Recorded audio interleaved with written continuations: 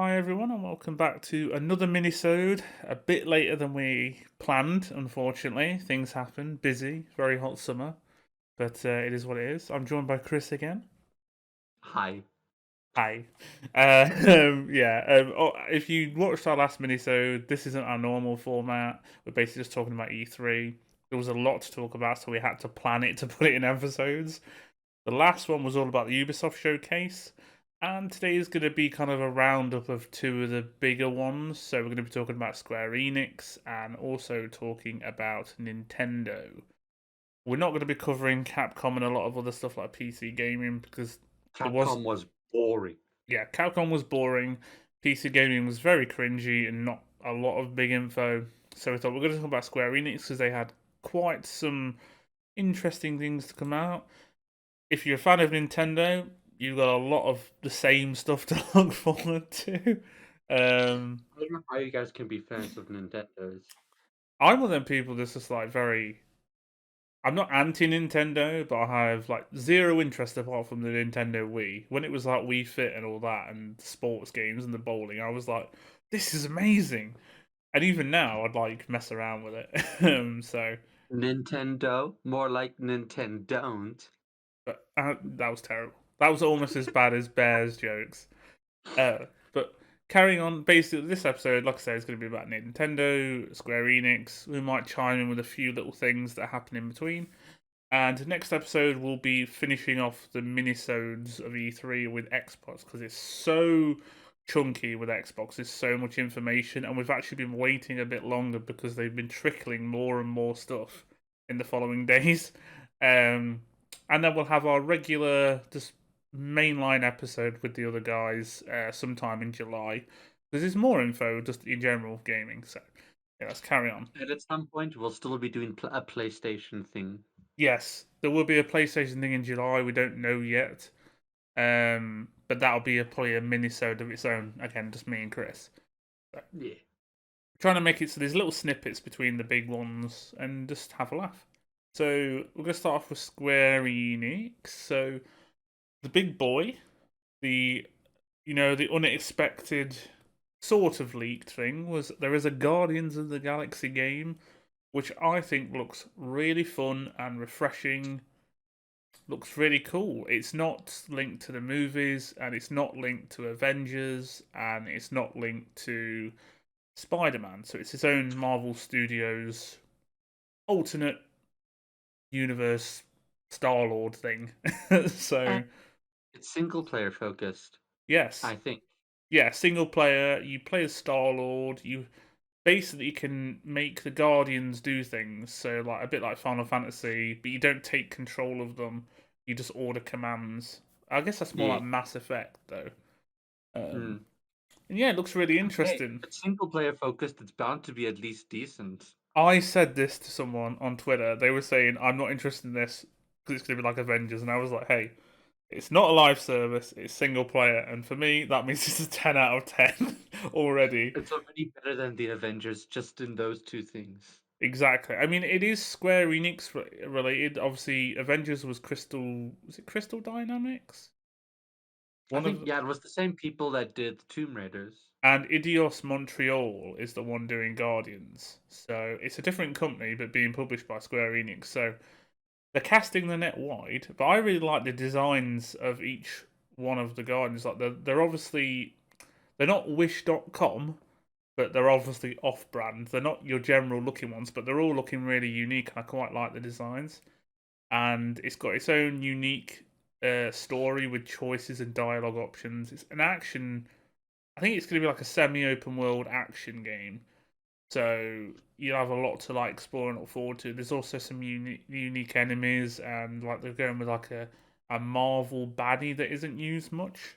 I'm not familiar with the comics though, but she looks like a badass Conan Barbarian type, but from space. Oh, just a correction, it's the same devs as the Avengers game itself. It's the same games, Oh, or the same devs. it's the same devs, but they're doing a different pro. I did not know that. I thought it was who Idios Montreal. I think they were doing something. Hmm. They're doing Guardians of the Galaxy, evidently. They've also done the Deus Ex games, they've made Thief, they've done the Tomb Raider trilogy. Oh, right, I see. Well, it's basically not linked to the Avengers online game at all, so No, it's we're its own safe. separate thing.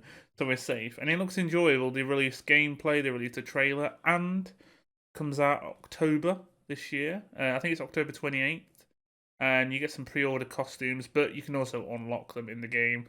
There's no microtransactions, as I've said. It's all like a solo, enjoyable narrative experience. So yeah, I'll definitely be picking up. I don't know if I'll pick it up day one, but it looks fun. And I'm still gonna wait for reviews. I always wait for reviews. yes, I have come to learn after Cyberpunk. Well, to be honest, I came to learn from Metal Gear Solid 5 and Fallout 4, and then Anthem, and then Outriders, and then Avengers. And after all those and giving so many companies different chances, I thought, CD Projekt Red can't make an issue, can't make any error. And then, wow, they just pooed into our mouths directly. So yeah, so after that, I'm like, don't pre-order a game. If you're gonna pre-order a game, wait for the reviews to come out, which is normally about 3 to 4 days before the game, and then Yeah. pre-order, so you can get it. And if you Yeah, don't trust those reviews, wait for even more reviews. exactly. It's better when it's in the hands of people, but I do have Yeah. some faith that this Guardians game is going to be better than Avengers in a lot of aspects. It might not be brilliant, but it's going to be better. And I'm really in the mood for Marvel stuff, and I think everyone can agree Guardians of the Galaxy is one of the best because of the cast, because of who they are, and the soundtrack.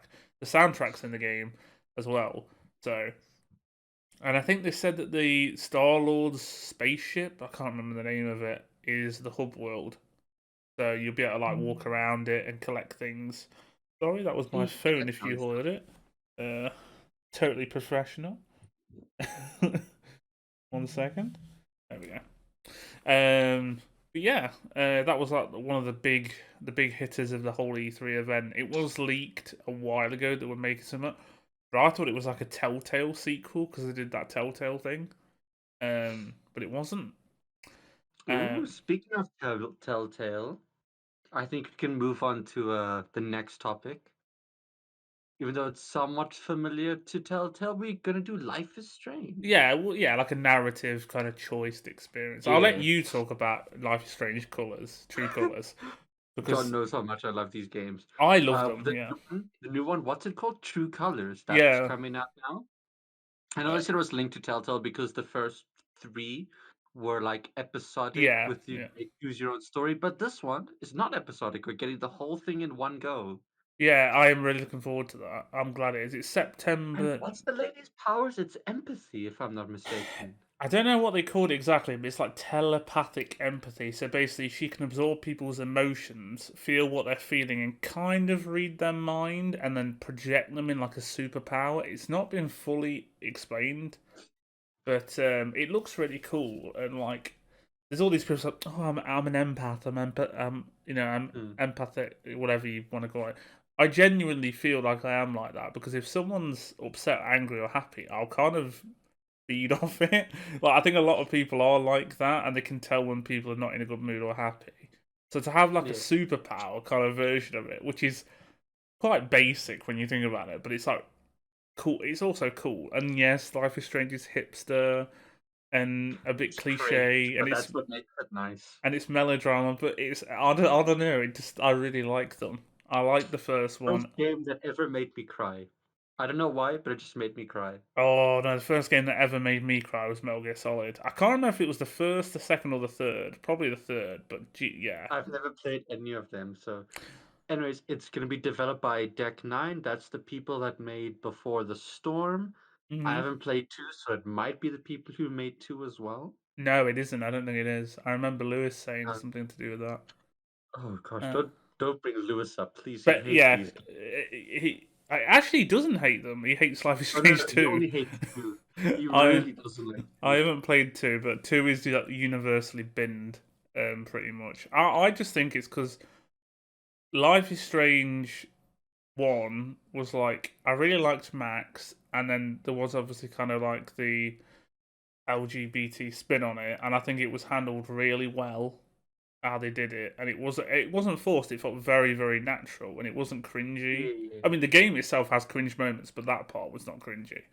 And then the Mm. second one was like, as stupid as it sounds, I'm not one. I'm not PC. I'm not like that. But it went from being like this vibrant game in the first one about like different characters you don't normally play as in games to here's two white guys, and I can throw cars around. And then it was just kind of boring. And apparently, I heard a lot of things. It was like very generic, very mainstream. It's like they tried to corner into a different market. It didn't work. And then Because the games aren't really mainstream; they're a niche kind of thing.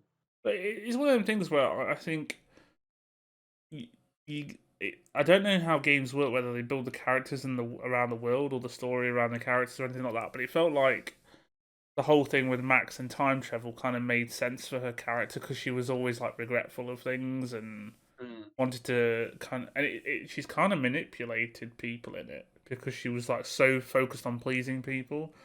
But what I hear about the second one is like the powers don't really make sense. It's more like a brother protection story, and I think that's been done to death in a lot of games. Same like Yeah, The no, it Last of Us Two definitely has. with like the revenge plot. I think it's just been done to death. But Before the Storm, I've heard is very good. It's like a I mean, prequel. I've played it. It's all right. Yeah, back to Life is Strange: True Colors. If you pre-order and get the, I think it's like a £50 or $60 edition, you get a whole Yeah, remaster of the first game, I think, and Before the and Storm, Before the Storm.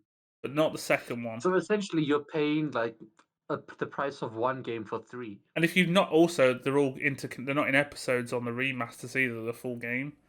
Um, Is it gonna be the full game? yeah, it's like they've said that you don't have to click on episodes. It'll play from start to finish.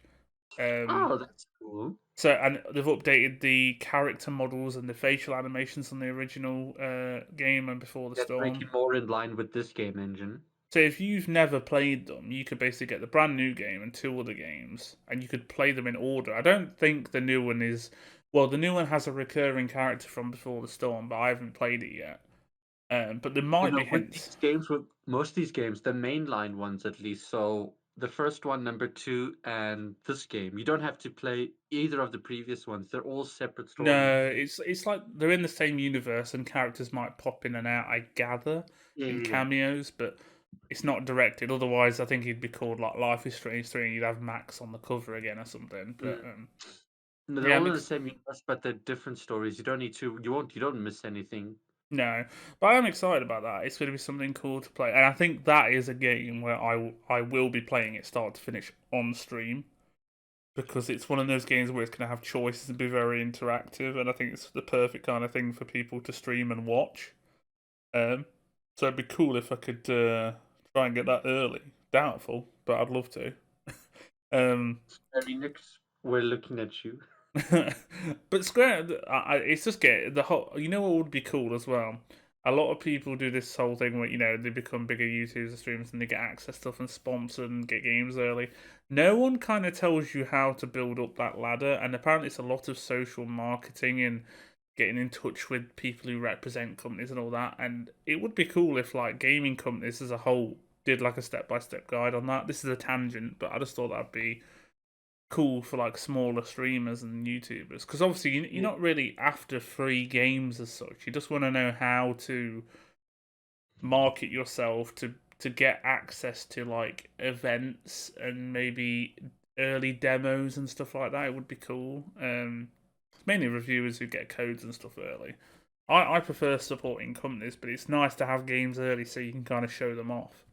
Um, yeah, enough about that. They were like two big hitters.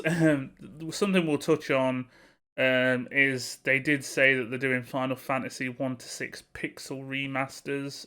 It's only going to be on PC and mobile though, so they're Yeah. just it's not a Somewhat lot. interesting because that's a franchise I've always wanted to get into, but just never did.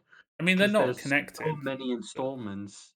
yeah, it's like Black Mirror. It's the same kind of universe, but different takes on different stories. They're not actually. I thought they were like you have to play 1, 2, 3, 4 to get the story of like the next one, but no, it's just like different stories with the same kind of aspects. But these pixel remasters are, I think, the best thing they could have done for fans because I doubt they're going to spend time literally remaking each one. I mean, they're Mm. struggling to do 7 as one part, weren't they? I mean, they're working on other Yeah. parts. So, yeah, that's the But isn't thing. 7 like super long? Yes, it was originally 4 discs, I think. 3 or 4 Uh, discs, something ridiculous. Even the PS4 version is 2 discs, like an install disc and the actual play disc, and the PS5 version is 1 disc now. Um, I do need to play that. I got about a quarter of the way through when they did it on PS Plus, but I'm waiting now to play the PS5 version just so I can enjoy it a bit more with better graphics. But yeah, that was a Final Fantasy thing, and it's coming out in August. They literally announced it today. It's sometime in August. You'll get access to all them, which is nice. And just on the mobile kind Final of, Fantasy Origins, I think it is. I yeah. can't remember that is. Well, yeah, there is something else to do with Final Fantasy, but I'm just going to touch on it because there's not really any details about this. Nier is getting a mobile game. Nier Reincarnation. There's not many details about it, but it is a mobile game. It's something they're dabbling with. They seem to be going down that mobile route. So yeah, Yeah. that's the thing. If you're into Nier and you want to play on mobile, look it up. It is coming. And yeah, the other thing you mentioned, I don't know if you want to talk about it, if you know much about it, because I haven't. I played the demo and I wasn't impressed. So For which game is this now? I'm lost. Final Fantasy Origins. Oh no, It's I don't know anything about that game. I just know it's a Final Fantasy. apparently it is a spin-off. It's not. It's apparently linking to the events of the first game, and it's something to do with the guy's called. Honestly, it looks very. Even fans are not very happy. It looks very. The protagonist is basically a shaven-haired white dude in a t-shirt and a trench coat. He's got the most boring face, the most boring outfit, and they're not very happy with it. It's very Dark Soulsy, so you can go to checkpoints and it resets the enemies. There's boss fights. It's not your typical Final Fantasy. It is exclusive on the PS5, I believe. And the demo released and was broken. It literally was corrupting save files, so they had to fix it. So Oh my. it didn't start very well. Apparently they've had a lot of feedback and they're going to change a lot because a lot of people were not happy with it. It doesn't. It has the vibe of a Final Fantasy game, but it's more like a Soulsborne game. The combat was very overly cumbersome and clunky when I was playing it. I wasn't. I'm not even joking. I was recording a gameplay video and I just deleted it because I was like, you know what? This is boring. I'm not even going to waste anyone's time letting them watch this. And it was one of the few times I'd done that. And like I said, if you're into Final Fantasy, give it a look, give it a play if you've got a PS5. But I don't think, as an outsider, it's very good. And apparently, a lot of hardcore fans don't think it's very good. So hopefully, they make it better. Because at least they're trying something different. But it's not. I don't think it's fully worked for them. um, Now, obviously, Square Enix do Avengers, as we've mentioned. So if you want to touch on this. Black Panther is coming. That's all we can really say. I don't think people are really gonna care about this. One thing I will say is some people are confused. It's not Chadwick Boseman. He had nothing to do with this. This is Avengers. The game is their own. This is entirely different from the MCU. Yeah, this is nothing to do with the MCU. It's called I like remember when this game came out, people were so angry that the Avengers they do didn't look look. like the The thing is like the though, MCU people.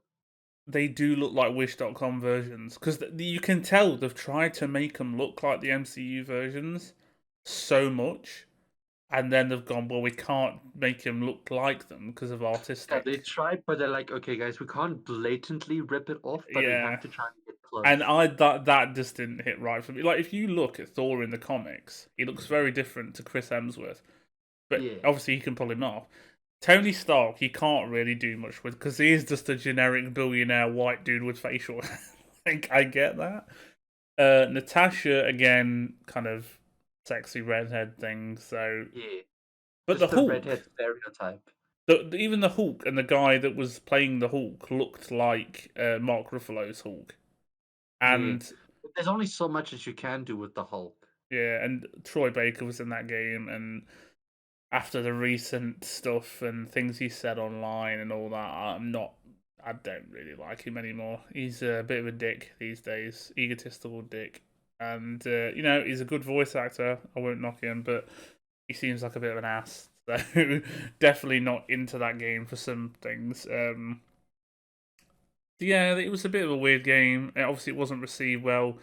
It's very repetitive, a bit boring overall. It's People, so repetitive. I remember you've played it like 3 times on stream and you quit because it was just boring. it literally, it got to the point you go into an area, you bash a load of robots over the head, and there's only one type of enemy, and the story is just not gripping at all. It was a lot. It should have been a story game, and it was a live service co-op online game.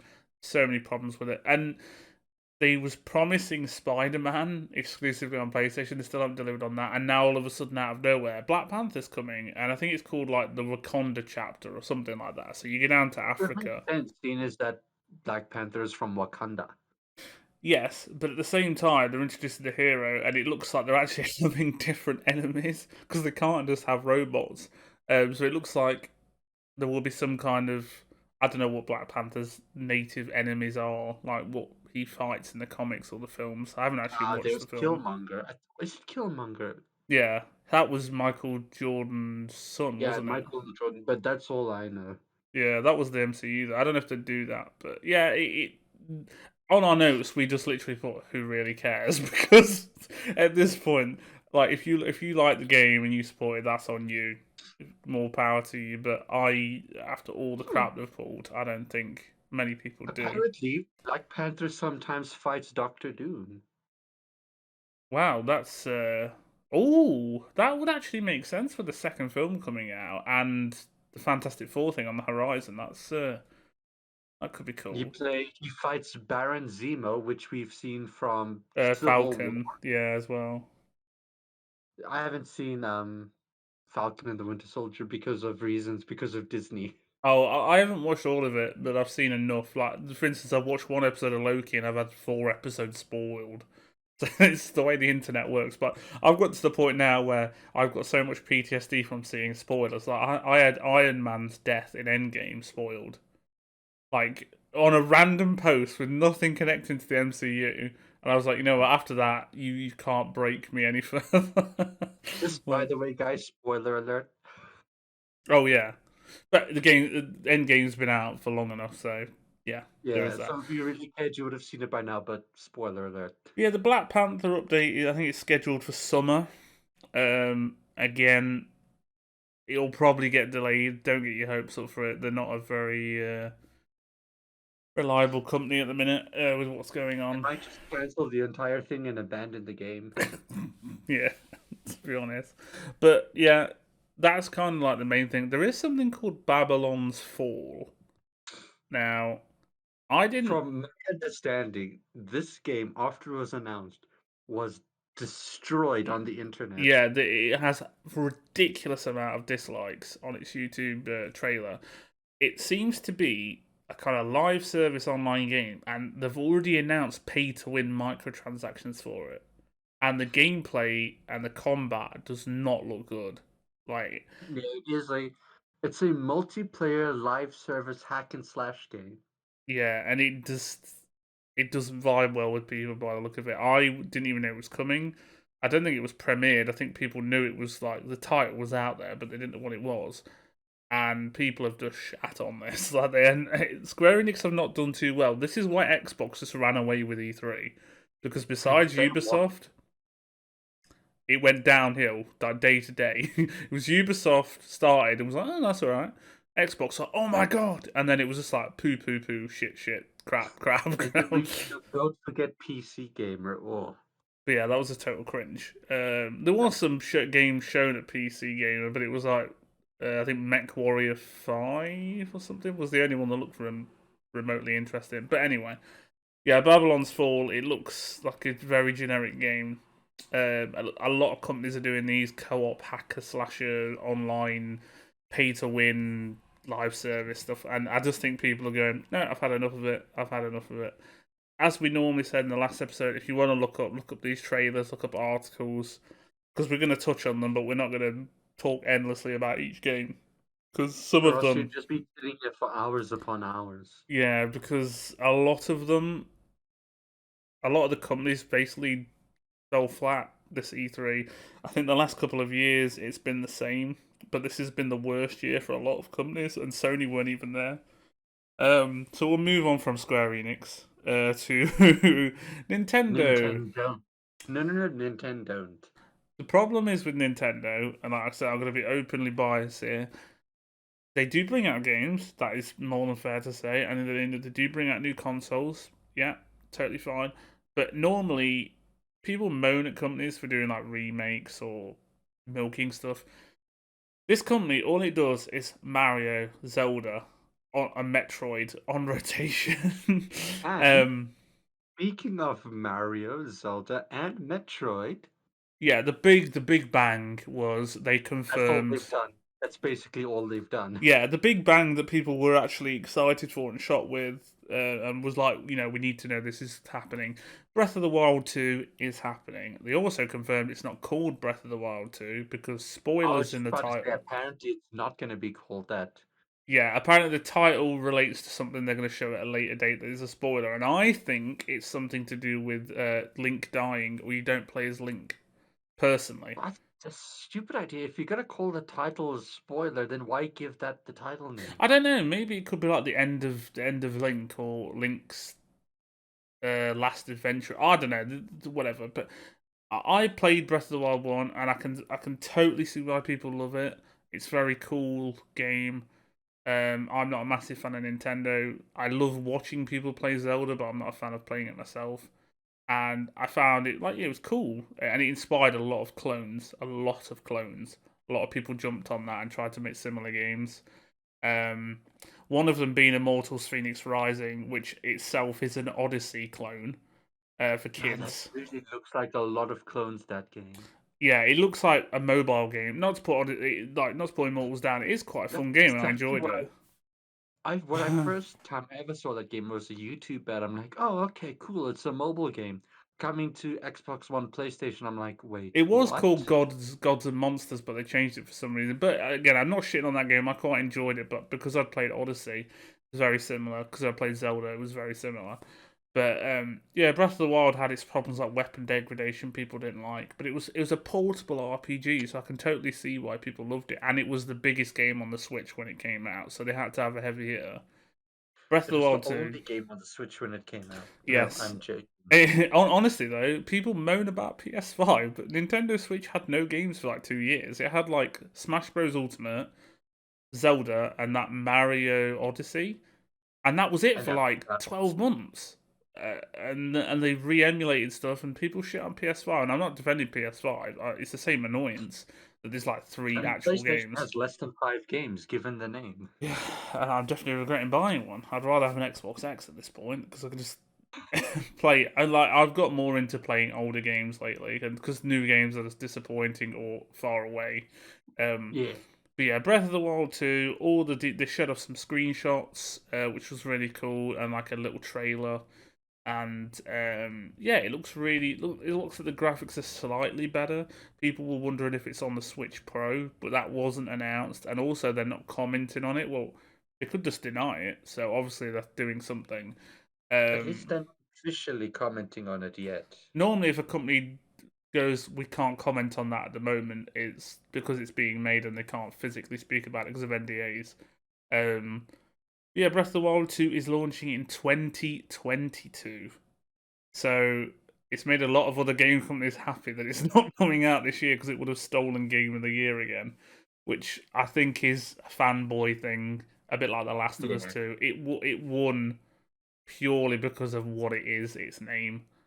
Um, Zelda stole Game of the Year from Horizon Zero Dawn, I remember, You and really like Zero Dawn.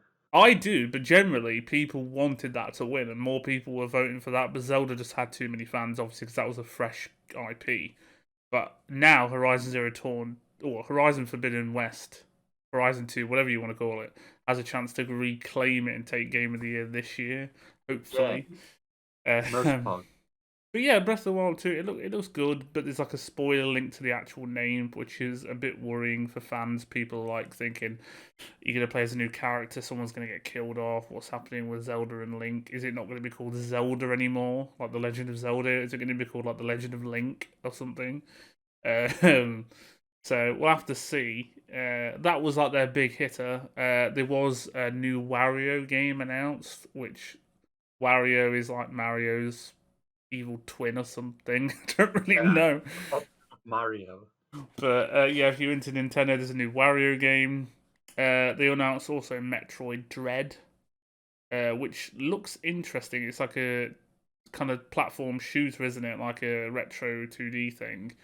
There's a lot of Metroid games. I know people are waiting for Metroid 4, but it didn't happen.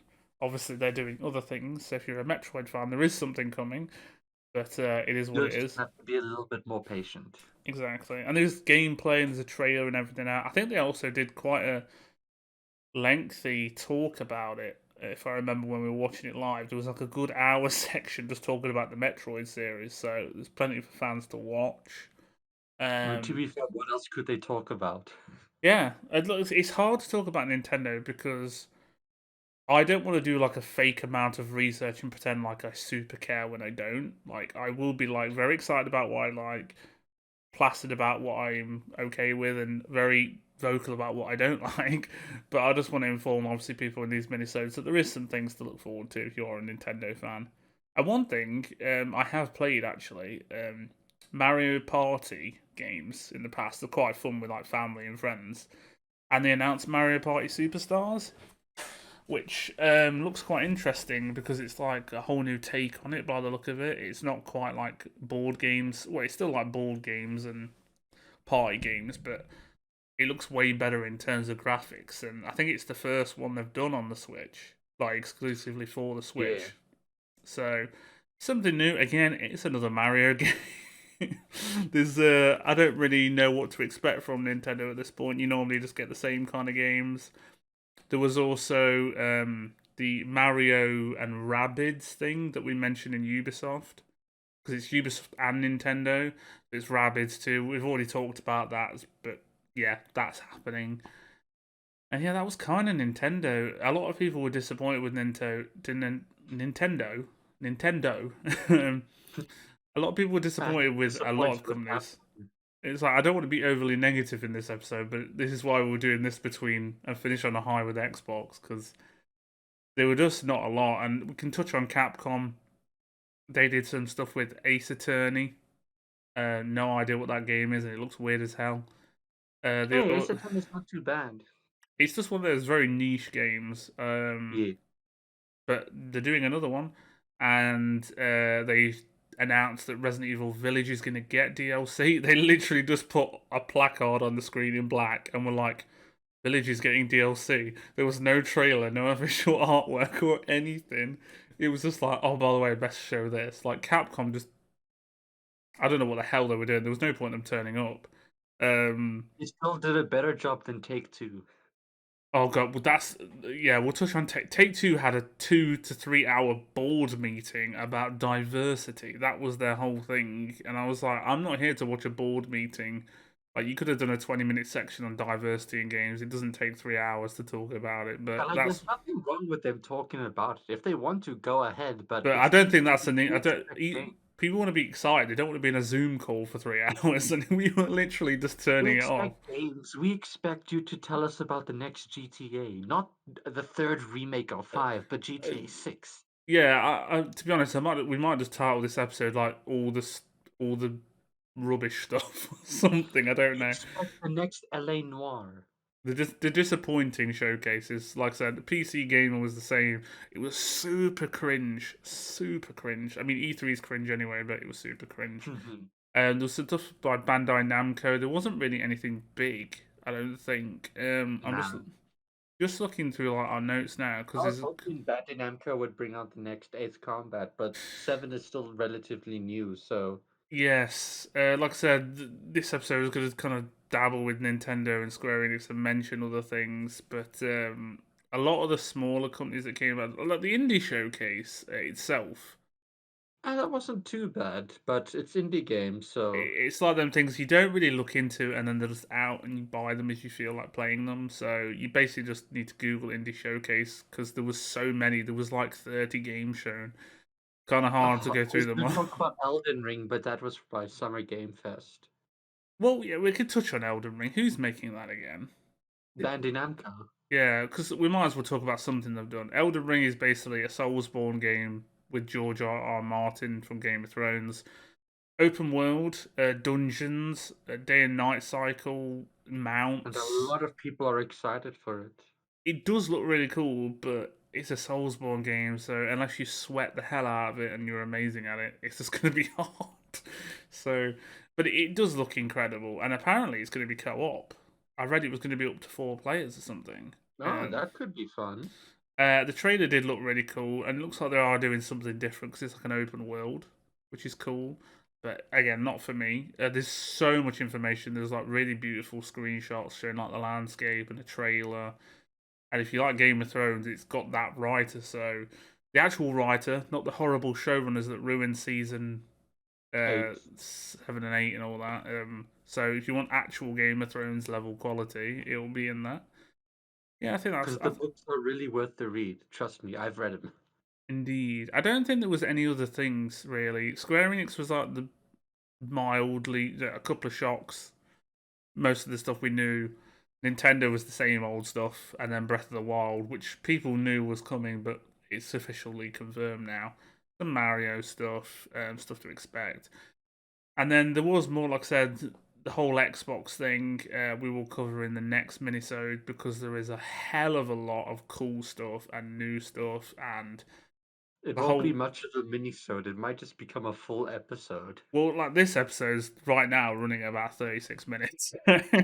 Yeah, we need to finish up because, like I said, I'm sorry if this comes across as overly negative for like the latter half of this, but it's just what it is. What it is. There wasn't a lot of great stuff at E3 at all. Xbox kind of ran away with it.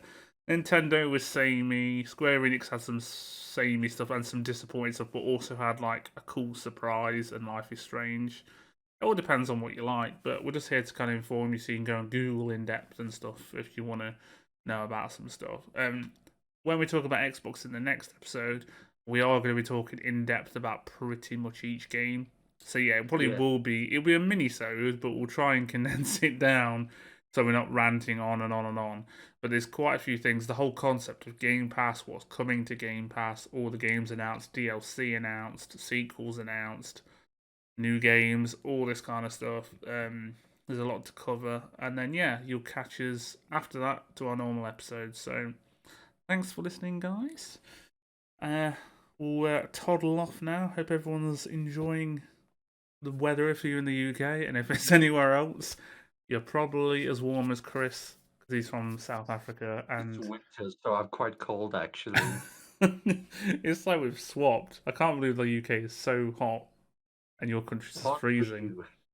But yeah, we'll be back within the next few days because we're doing these back to back. So you'll see more of gaming news.